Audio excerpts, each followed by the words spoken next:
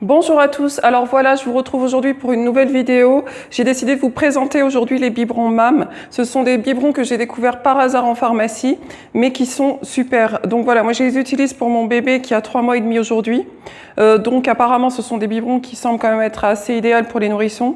Des biberons anticoliques et surtout qui ont une fonction d'auto-stérilisation.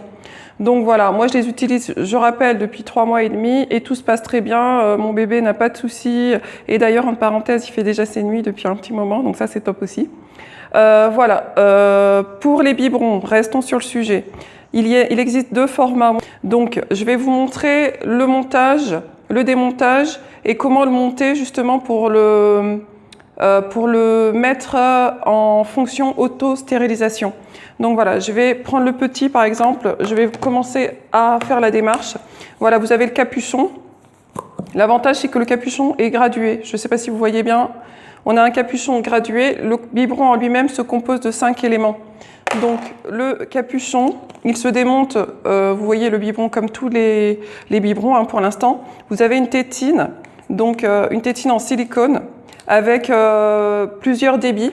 Donc là en l'occurrence vous avez le débit 1, mais si je vous montre par exemple sur ce biberon là, je suis passée au débit numéro 2. Donc je continue le démontage, c'est vachement pratique parce que du coup il se démonte entièrement, vous voyez. Et pour le nettoyer c'est vraiment top parce que du coup il n'y a plus du tout de résidus de lait et c'est vraiment idéal quoi. Donc une fois qu'il est démonté comme ça, je vais vous montrer rapidement comment le monter pour utiliser la fonction d'auto-stérilisation. Donc je replace les éléments mais cette fois-ci à l'intérieur du biberon. Vous voyez, je viens fermer comme ceci. Une fois que tous les éléments sont placés comme ceci, je vais rajouter de l'eau à l'intérieur. Je ferai, si vous voulez, une vidéo pour vous montrer exactement comment ça se passe.